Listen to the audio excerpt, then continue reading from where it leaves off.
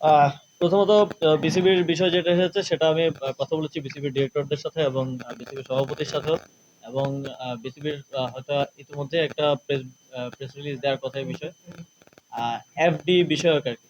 তো আমাদের আমাদের মন্ত্রণালয়ে বিভিন্ন প্রতিষ্ঠানে এফডি আছে। তো এফডি গুলা যখন অনেকগুলো এফডি করা আছে 10 বছর, 15 বছর, 20 বছর আগে, তা আপনারা জানেন তখন যে রেট ছিল, কোথাও 5%, কোথাও 6-7% ইন্টারেস্ট রেট ছিল। তো এফডি তো একটা আয়ের উৎস, এবং ওই আয়টা আসলে অপারেশনাল কস্ট সহকারে বিভিন্ন ইয়াতে খরচ করা হয়। তো বিসিবির এফডির ওইটার রেট ছিল হয়তো 7-8%, আমি যতটুকু জানি। এখন যেখানে করা হয়েছে সেখানে 11-12%।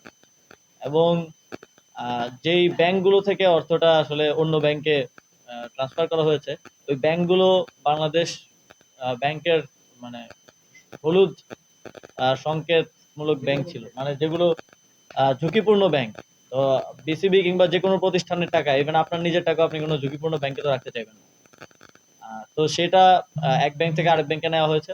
তবে সেক্ষেত্রে বিসিবির অভ্যন্তরীণ যেই আহ, আসলে প্রসেস বা যেই নিয়ম, সেটা কোনোভাবে ভঙ্গ করা হয়েছে কিনা সেটা আমরা দেখব। বিসিবিতে একজন ফাইন্যান্স ডিরেক্টর আছেন, এক্ষেত্রে ফাইন্যান্স ডিরেক্টরের মতামত নেওয়া হয়েছে কিনা বা তার অ্যাপ্রুভাল ছিল কিনা, আহ, সেখানে কোনো প্রকার স্বেচ্ছাচারিতা হয়েছে কিনা সেটা আমরা দেখব। তবে অর্থটা এক ব্যাংক থেকে আরেক ব্যাংকে ট্রান্সফার করা কিংবা ঝুঁকিপূর্ণ ব্যাংক থেকে ট্রান্সফার করা, আমি বলবো যে এটা ভালো উদ্যোগ। এবং আমাদের আমাদের আমি যখন শ্রম ও কর্মসংস্থান মন্ত্রণালয়ের দায়িত্বে ছিলাম, আমাদের একটা আপনারা জানেন যে আগের সরকারের সময় শুধুমাত্র ভালো সম্পর্কের প্রেক্ষিতে একটা থার্ড গ্রেড ব্যাংকে প্রায় 400 কোটি টাকা রাখা ছিল, এবং ওইখান থেকে একটা বড় অংশের টাকা আমরা কখনো পাবো কিনা আমরা জানি না।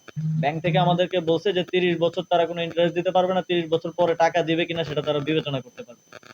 তো সরকারের এই যে প্রায় 200-250 কোটি টাকার মতো ওইখানে লস হলো, কারণ কি? কারণ হচ্ছে একটা ঝুঁকিপূর্ণ ব্যাংকে রাখা। তো এটা আমি শুধু বিসিবি না, অন্য যে কোনো প্রতিষ্ঠান, সরকারি যে কোনো সংস্থা, সবাইকেই, কারণ আপনারা জানেন যে অনেক ব্যাংক খাতকে যেভাবে ধ্বংস করা হয়েছে, আহ, এই সরকারের অর্থ তো জনগণের অর্থ, এই জনগণের অর্থ যাতে করে ভালো যে ব্যাংকগুলো আছে, এ গ্রেডের ব্যাংক আছে, বাংলাদেশ ব্যাংকের একটা মার্কিং আছে আপনারা জানেন, সেই ব্যাংকগুলোতে রাখার আহ্বান থাকবে।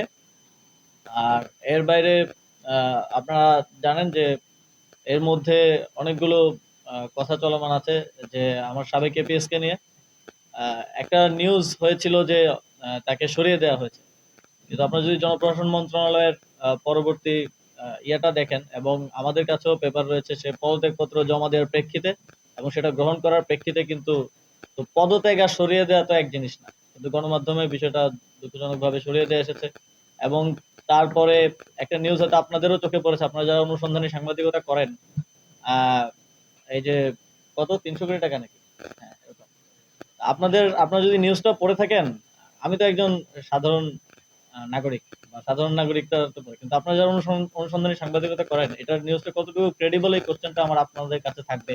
কারণ সেখানে কোনো সোর্স নেই, ব্যক্তি সাক্ষ্য নেই, কোনো ক্রেডিবল ইয়া নেই। সেখানে জানা গেছে, বলা আছে মনে হয় 7-8 বার জানা গেছে, এবং সেটা ফলো করে প্রচার করা হয়েছে। আমরা যখন হাউসগুলোর সাথে, তো আমাদেরও অনেকের সাথে ব্যক্তিগত সম্পর্ক আছে, যখন কথা বলেছি তখন তারা বললো যে বহিরাগত কোনো জায়গা থেকে এই লেখাটা দিয়ে চাপ দেওয়া হয়েছে এটা প্রচার করার জন্য।